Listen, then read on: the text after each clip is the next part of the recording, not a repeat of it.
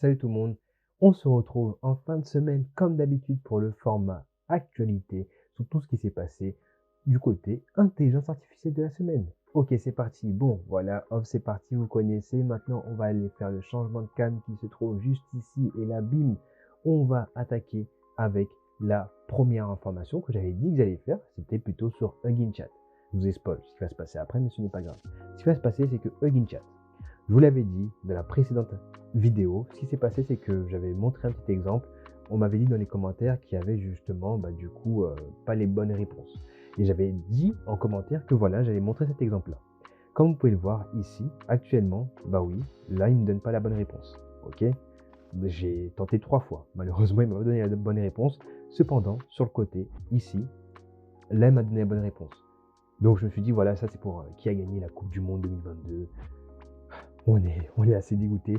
Donc voilà, il m'a donné la bonne réponse sur l'intitulé du chat, mais pas sur les réponses qu'il m'a donné dans le chat. Donc voilà, c'était ça que je voulais éclaircir juste avant de commencer du coup le reste des nouveautés. Deuxième information, ce qui se passe avec Midjourney. Midjourney, ce qui se passe, ben voilà, on peut voir hein, V1, V2, V3, V4, V5 et V5.1. Et oui, il y a eu la version V5.1. Elle est sortie il y a quelques jours au moment où je tourne cette vidéo. Et là, je peux vous dire, voilà, qu'est-ce qui change entre la version 5 et la version 5.1? Il y a le fait que voilà, la version 5 est énormément utilisée pour les images avec le côté réaliste.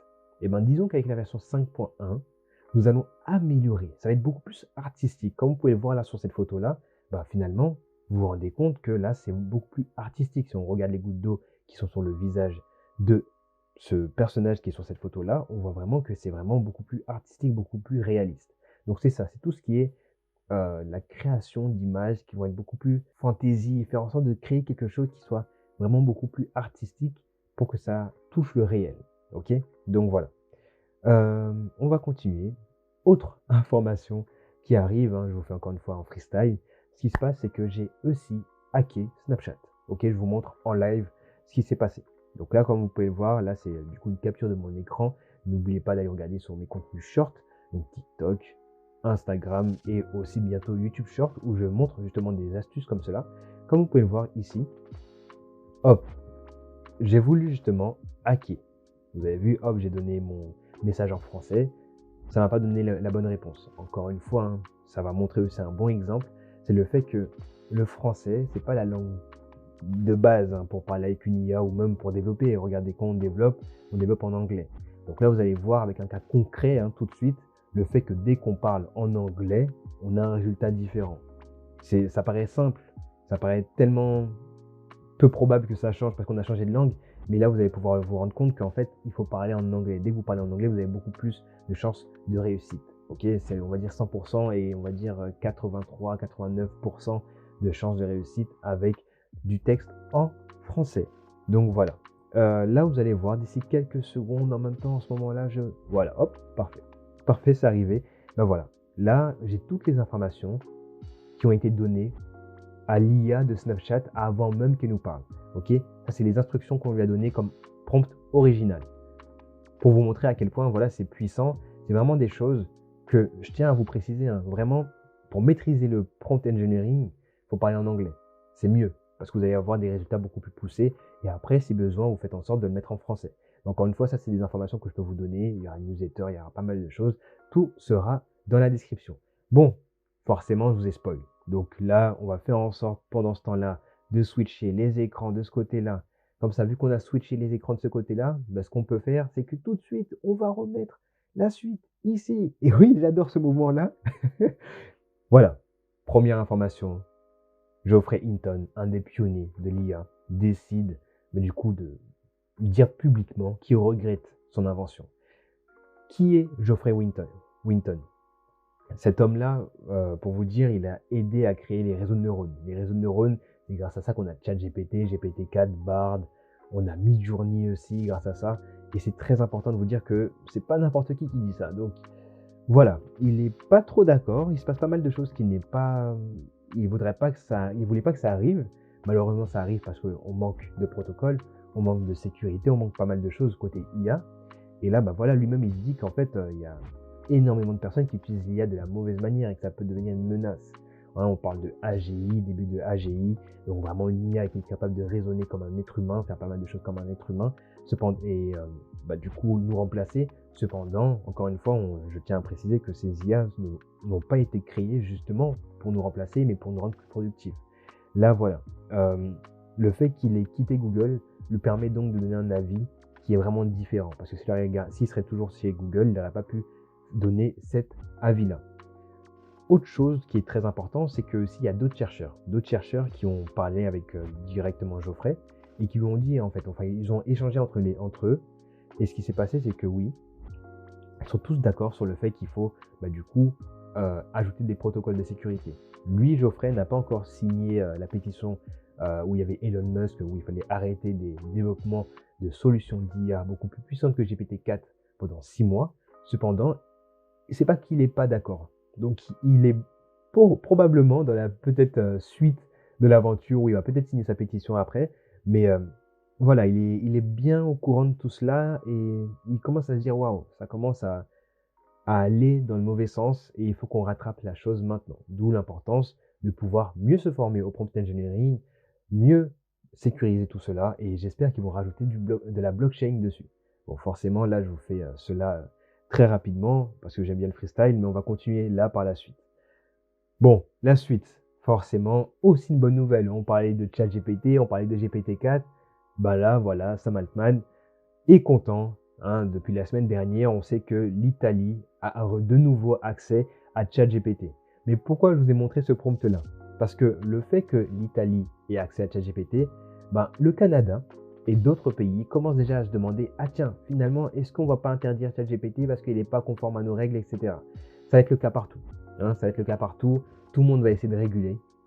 C'est là où moi je me dis que les 6 mois ils ont déjà commencé pour vraiment se dire voilà, pendant ces 6 mois-là on va avancer, mais on va réguler un petit peu les situations et petit à petit on va se rapprocher de ce qu'on va appeler du coup des protocoles de sécurité qui vont vraiment protéger tout ce qu'il faut.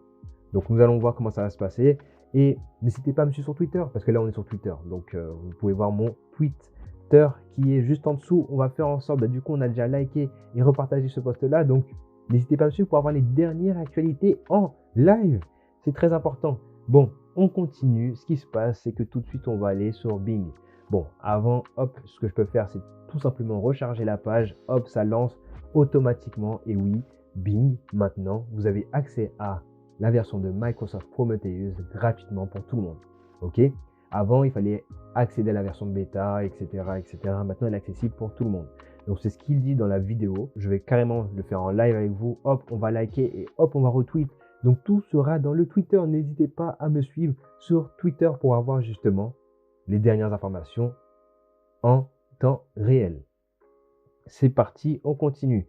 Bon, alors, ChatGPT, OpenAI, tout simplement, se sont mis d'accord avec deeplearning.ai pour créer un cours autour de ChatGPT et le prompt engineering pour les développeurs. Cependant, moi, je vous conseille quand même que vous soyez développeur ou non, d'aller le regarder. Hein, ça va être des informations, vous allez faire de la veille technologique sur pas mal de choses et je pense que ça va même vous aider à mieux gérer vos prompts. Encore une fois, je vous l'ai dit juste avant, si Geoffrey a peur un petit peu, c'est aussi parce que il y a pas mal de gens qui utilisent mal l'IA. Si, comme je vous ai montré avec l'exemple de Snapchat, si vous utilisez mieux l'IA, vous savez comment la détourner ou comment mieux l'utiliser. Donc, c'est très très très important de se former. De toute façon, aussi dans la description, moi aussi j'ai proposé aussi un cours. Donc n'hésitez pas à aller le regarder si besoin. Bon, bien sûr, allez le regarder, c'est important parce que comme ça vous êtes inscrit à la newsletter. On continue. Maintenant c'est Dropbox. Dropbox a décidé du coup d'enlever 500 employés. Ok, 500 employés, c'est 16%. 16% de leur entreprise qui va être du coup licenciée pour pouvoir du coup laisser la place à l'IA, ok? Forcément, là c'est vraiment tout leur texte qui explique leur décision, mais forcément, voilà, ils vont supprimer ces 500 postes-là. Ça va permettre d'avancer sur la partie IA, automatisation, et du coup, c'est une chose qui va annoncer pas mal de départs sur plusieurs boîtes. Pourquoi je vous dis ça? Oui, j'ai anticipé. C'est ce qui se passe pour aussi IBM. Pas besoin de recruter des nouvelles personnes parce que l'IA va remplacer énormément de métiers. Donc oui, ça aussi, c'est des choses à prendre en compte. Bon, pour l'instant, c'est pas encore arrivé en France, mais ça va arriver. Ok, ça va arriver. Donc tenez-vous informés, prenez du coup de l'avance, parce que là, voilà, on fait de l'actualité. Donc vous avez les dernières nouveautés, prenez de l'avance, formez-vous. J'ai fait pas mal de vidéos sur cette chaîne qui vont se trouver en haut. N'hésitez pas à les regarder, apprendre, newsletter, faire en sorte de lire aussi les articles que je vous ai envoyés et rester informé parce que vous allez avoir une avance concurrentielle sur énormément de personnes et bah, du coup, ça va être vraiment mieux pour vous par la suite. Donc voilà, IBM, Dropbox, ce n'est que le début, il y en aura encore plein d'autres. C'est normal parce ils vont automatiser. C'est comme si vous avez du coup le choix entre payer plusieurs personnes ou automatiser quelque chose qui le fait à leur place. Ben, forcément, pour des grosses entreprises comme celle-ci, ils vont forcément chercher à automatiser. Et c'est peut-être le cas pour d'autres entreprises qui vont arriver par la suite. Mais voilà, c'est comme ça. Et vous, l'avantage que vous avez aujourd'hui, c'est que vous regardez cette vidéo, donc vous êtes informé. Donc, allez-y, foncez et formez-vous correctement à tout ce qui est IA. Donc, plutôt générative IA. Bon, autre information importante, c'est le fait que Samsung, bah, du coup, ils ont interdit tout ce qui est génératif IA. Je vous ai parlé de vous former juste avant, maintenant je vous dis qu'ils ont ban sur Samsung. Oui, ce qui s'est passé, c'est qu'en fait, ChatGPT en avril, ils avaient du coup une fuite de données. Oui, ça c'est une information que j'avais déjà. J'avais pas encore fait le format actualité, mais oui, il y avait une fuite de données sur ChatGPT en avril. Donc il y avait pas mal de personnes qui avaient accès à vos historiques de conversation, à vos coordonnées bancaires si vous avez pris tout ce qui est l'abonnement à ce moment-là. Mais ça a été vite corrigé. Donc, ce qui s'est passé, c'est que bah, du coup, Samsung, ils ont appris cela. Ils se sont dit, bon, bah, finalement, on va bannir. On va bannir vraiment tout ce qui est utilisation de outils de IA générative comme ChatGPT. IA générative, pour rappel, c'est tout ce qui est généré. Donc, on peut faire du text to image, mid-journée, on peut faire du text to voice, text to autre chose, comme text to voice, c'est Murf.ai. Faire en sorte de créer pas mal de choses comme cela. Mais c'est vraiment tout ce qui est généré avec l'IA. Hein. On peut mettre, dès qu'on met du texte ou dès qu'on met quelque chose qu'on fait en vidéo ou en oral, et hop, ça génère en d'autres différents formats. Ça, c'est du génératif AI. Là, donc, rapidement, je vais descendre rapidement pour vous montrer. Donc, il y a aussi quelque chose qui est aussi important à prendre en compte, c'est que Samsung, eux, il y a quelques semaines, ils ont créé du coup un incubateur en Corée du Sud qui, justement, est spécialisé dans l'IA. Le fait qu'ils bloquent actuellement ChatGPT, c'est peut-être une chose qui, je sais pas, peut-être parce que voilà, je vous rappelle hein, ce qui s'est passé quand ils ont justement fait ça. Ils ont créé un incubateur, mais aussi ils ont aussi annoncé qu'ils vont spécialiser du coup leur téléphone directement vers des solutions comme Bing. Et Bing utilise GPT-4. Donc actuellement, il faut voir comment ça va avancer cette histoire-là, parce que s'ils interdisent cela, mais que finalement ils proposent vraiment la version Bing plutôt que Google Chrome, parce que Google n'avait pas encore la version de Bard qui était correcte à ce moment-là, est-ce que ça va continuer sur le long terme ou ils vont pas proposer GPT-4? Qu'est-ce qu'ils vont faire? Est-ce qu'ils vont développer leur propre IA comme le fait justement Apple à côté dans l'ombre? Mais du coup, on ne sait pas.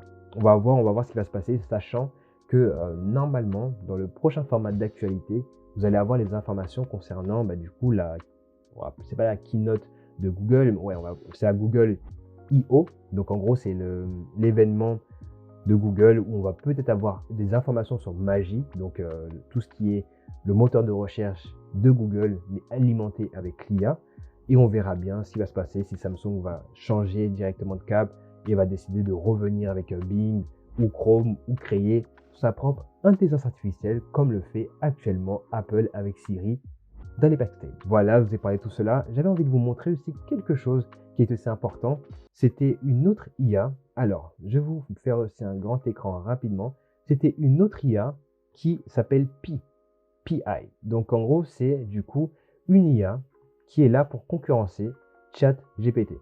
OK là, je vais vous la montrer rapidement. Hop, elle est là. Donc, c'est une IA qui est là pour remplacer ChatGPT. Elle a été créée du coup par les cofondateurs de LinkedIn et DeepMind. Alors, ce qui se passe, c'est que j'avais déjà testé avant pour voir comment elle fait. Elle est connectée à Internet. Comme vous pouvez le voir, là, je fais demander qui avait remporté la Coupe du Monde. Malheureusement, encore une fois, c'était l'Argentine. Mais elle m'a dit que voilà, Messi a finalement remporté la plus grande compétition de football. Il a dû être très heureux. Donc carrément, c'est comme si elle avait un langage assez familial avec moi. et elle est là pour, du coup, pour qu'on puisse parler. Je peux lui demander du coup, quelle était l'action la plus folle de la finale de football 2020? Ok, comme vous pouvez voir là, on lui pose la question, et juste après, elle va commencer à réfléchir et elle va nous donner... Waouh. Du coup, voilà. Ok, là, waouh, ok, ça peut faire débat. Écoutez, je ne vais pas continuer dessus. Ce qu'on va faire, c'est que de toute façon, si vous avez besoin de faire un débat dessus, il y aura la zone commentaire, seulement sur un commentaire. Je ne sais pas si qui va commencer le débat, mais ensuite, voilà, faites votre débat dessus. Bon, c'est ok, on aurait pu parler aussi de la France, hein, mais bon, on n'est pas là pour justement parler de tout ce qui est football, mais bien des actus IA, même si on était à fond derrière la Coupe du Monde. Allez, bon, forcément, je vous ai parlé du coup de cette nouvelle IA révolutionnaire qui va du coup être une alternative à ChatGPT. Il y en aura encore plein d'autres qui vont venir, mais voilà, vous allez être informé avec ce nouveau format actualité. Dernière information, et oui, on va parler aussi du coup de la chaîne YouTube. Oui, merci énormément parce que là, du coup, entre la dernière vidéo actu et aujourd'hui, on a eu plus de 2700 vues en plus sur les vidéos. Plus de 111 heures de visionnage. C'est incroyable en une semaine et plus de 63 abonnés. Merci énormément. Franchement, je suis content que ce format-là vous plaît et que les nouvelles vidéos qui sont arrivées vous plaisent aussi. Et du coup, moi, je suis vraiment content de vous dire que nous allons continuer comme cela. Nous allons faire en sorte de créer des actualités. Je vous donne de plus en plus de valeur et j'en suis très, très, très content. Donc, qu'est-ce que je peux vous dire? On peut se dire à la semaine prochaine pour le nouveau format actualité. Là, je pense que voilà, j'ai fait vraiment one shot. J'aime bien aussi les formats comme ça parce que ça me permet vraiment de créer quelque chose, de parler, de donner mon ressenti tout de suite, en instantané. Bon, merci à vous. On se dit à la prochaine. N'hésitez pas à laisser un commentaire, vous abonner, faire en sorte de du coup suggérer mes vidéos à d'autres personnes qui peuvent être intéressées au format actu ou autre. C'était MB. Allez, ciao.